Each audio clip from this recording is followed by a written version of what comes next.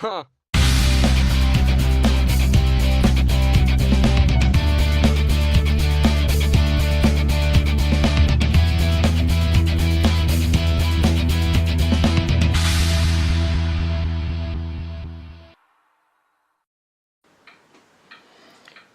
Hi people, today I want to talk about the charger that I use. This is the Turnigy Accucell 6 50 watt 6 amp single channel charger. It runs on 12 volts. There's a little DC 11 to 18 volt input there. I use it mostly on a laptop power brick, 6 amp.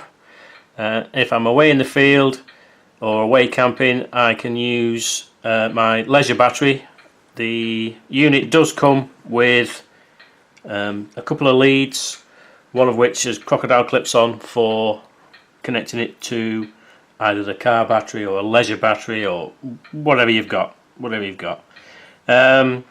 It's a aluminium construction, and on this side you've got your main 12 volts out, and you've got an option of 2 cell, 3 cell, 4 cell, 5 cell or 6 cell balance lead.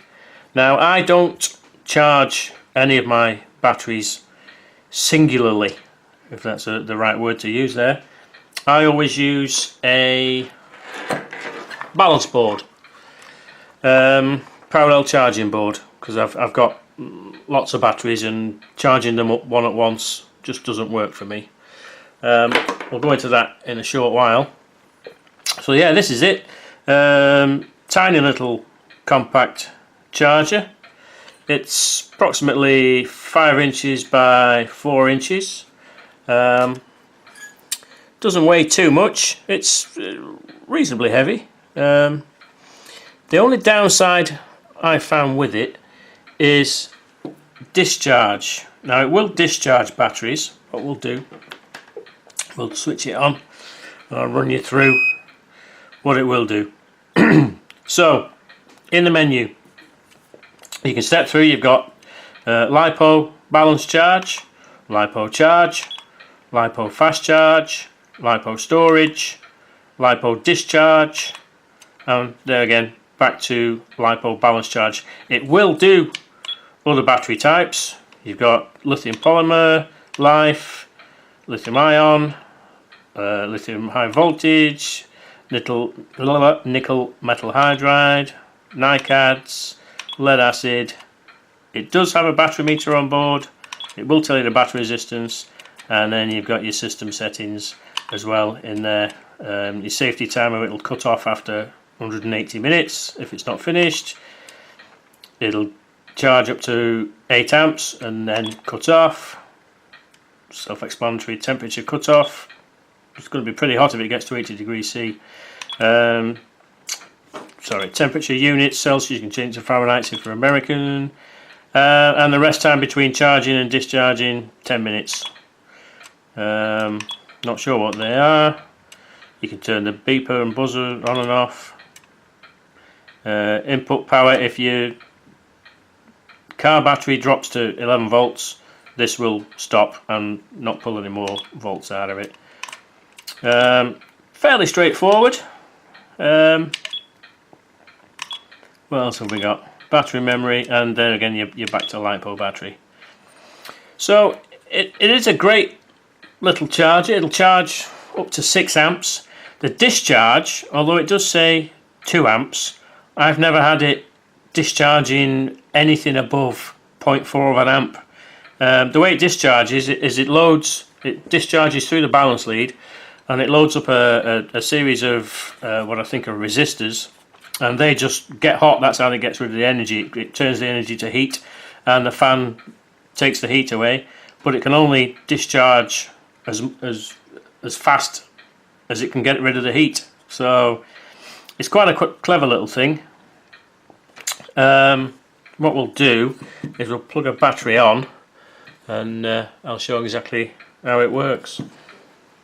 Okay, so here we are. Here we have a 4S 1500 milliamp hour battery, 120C to 240C burst, standard 4S battery. And the way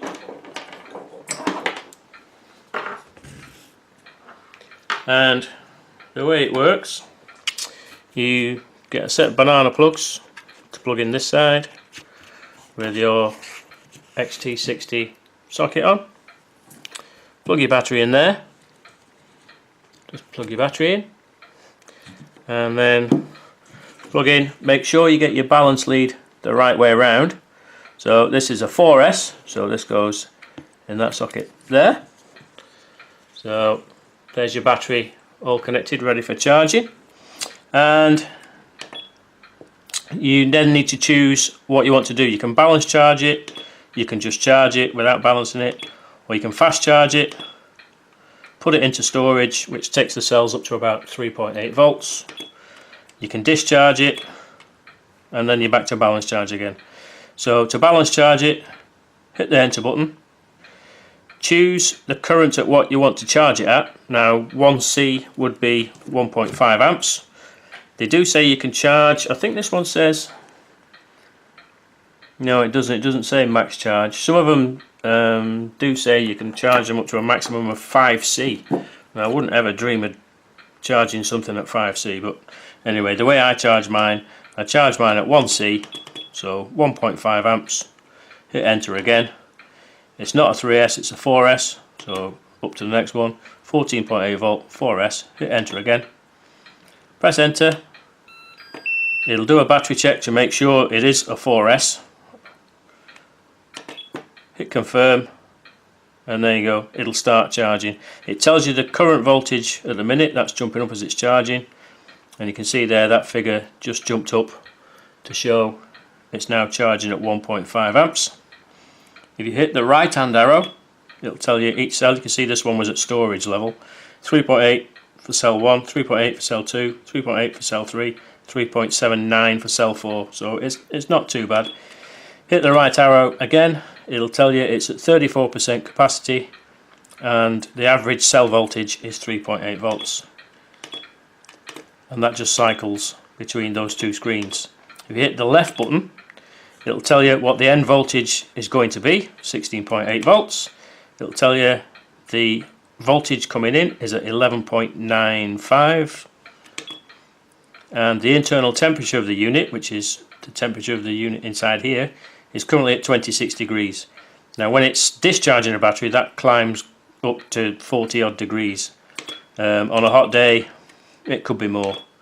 Temperature cutoff 80 degrees C, and it'll switch off after 180 minutes if it hasn't finished charging, or 8 amps, so it's not going to shove 8 amps in there, is it? So we needn't worry about that.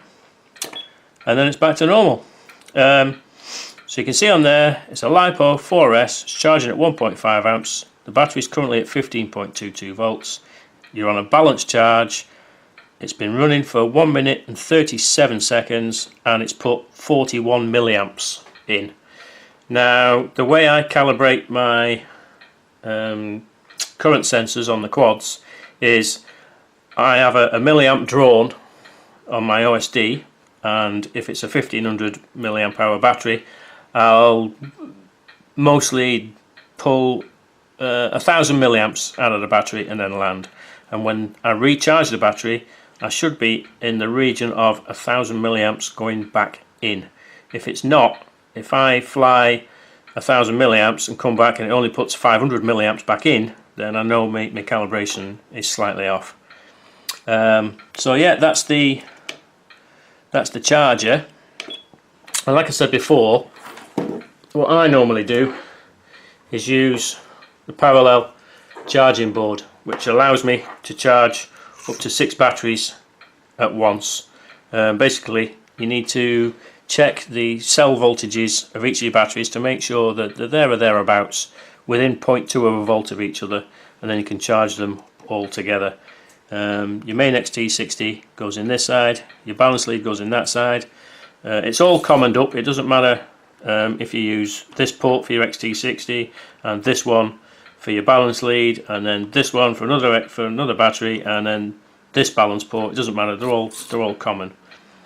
And this little lead plugs in to the 6S balance port on the charger, and this plugs into the XT60, and you can charge up to 6 batteries at a time.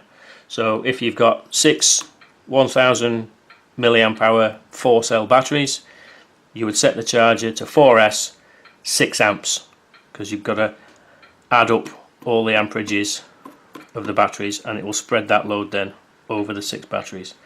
So there you go, that's the system I use. It works for me, cuts down your charging time, especially if you're using the parallel charging board. Oh, there is also, I forgot to mention, a Dean's connector on there, so that can be useful for somebody who's using those. So yeah, there it is, guys. That's my system. This is about £8. The charger is, I think, on eBay now, it's about £35. You might find it cheaper at GearBest or Banggood if you're going to buy from over there. Amazon, they usually charge a lot more. So yeah, around about £35 should be about the right price. Okay guys, hope that was helpful. Speak to you again soon.